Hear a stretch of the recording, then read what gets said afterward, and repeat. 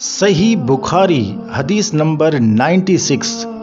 ایک سفر میں رسول اللہ صلی اللہ علیہ وسلم ہم سے پیچھے رہ گئے، یعنی صحابہ اکرام سے پیچھے رہ گئے۔ پھر آپ صلی اللہ علیہ وسلم ہمارے قریب پہنچے تو عصر کی نماز کا وقت ہو چکا تھا، یہاں تنگ ہو گیا اور ہم وضو کر رہے تھے۔ یہ صحابہ اکرام کا کہنا ہے۔ ہم اپنے پیروں پر پانی کا ہاتھ پھیرنے لگے تو آپ صلی اللہ علیہ وسلم نے بلند آواز سے فرمایا کہ آگ کے عذاب سے ان ایڑیوں کو جو خشک رہ جائیں خرابی ہے۔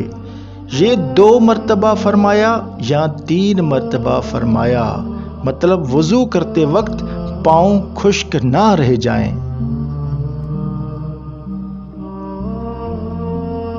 صحیح بخاری حدیث نمبر 97۔ رسول اللہ صلی اللہ علیہ وسلم نے فرمایا کہ 3 شخص ہیں جن کے لیے دگنا مطلب ڈبل اجر ہے۔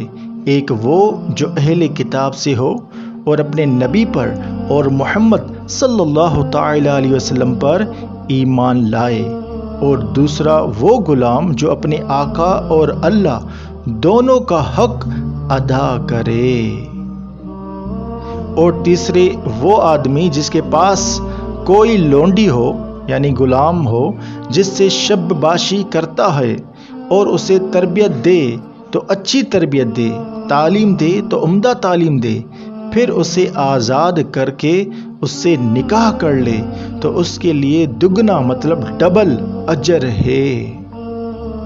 صحیح بخاری حدیث نمبر 98۔ میں رسول اللہ صلی اللہ علیہ وسلم پر گواہی دیتا ہوں، یا عطا نے کہا کہ میں ابن عباس پر گواہی دیتا ہوں کہ نبی کریم صلی اللہ علیہ وسلم ایک مرتبہ عید کے موقع پر مردوں کی صفوں میں سے نکلے، اور آپ صلی اللہ علیہ وسلم کے ساتھ حضرت بلال رضی اللہ تعالی عنہ تھے۔ آپ کو خیال ہوا کہ عورتوں کو خطبہ اچھی طرح نہیں سنائی دیا تو آپ صلی اللہ علیہ وسلم نے انہیں علیحدہ نصیحت فرمائی اور صدقے کا حکم دیا۔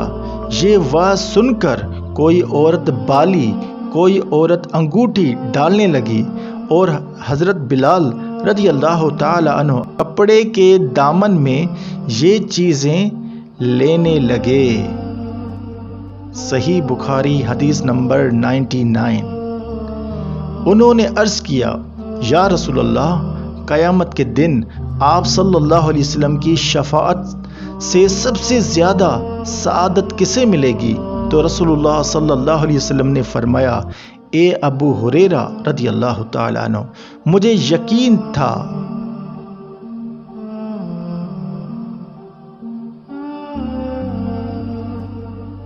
کہ تم سے پہلے کوئی اس کے بارے میں مجھ سے دریافت نہیں کرے گا، کیونکہ میں نے حدیث کے متعلق تمہاری حرص دیکھ لی تھی۔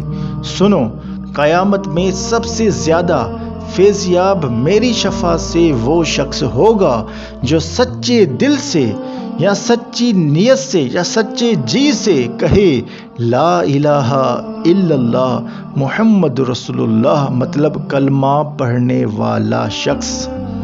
صحیح بخاری حدیث نمبر 100۔ آپ صلی اللہ علیہ وسلم فرماتے تھے کہ اللہ علم کو اس طرح نہیں اٹھا لے گا کہ اس کو بندوں سے چھین لے، بلکہ وہ پختہ کار علماء کو موت دے کر علم کو اٹھائے گا، حتیٰ کہ جب کوئی عالم باقی نہیں رہے گا تو لوگ جاہلوں کو سردار بنا لیں گے اور ان سے سوالات کیے جائیں گے اور وہ بغیر علم کے جواب دیں گے، اس لیے خود بھی گمراہ ہوں گے اور لوگوں کو بھی گمراہ کریں گے۔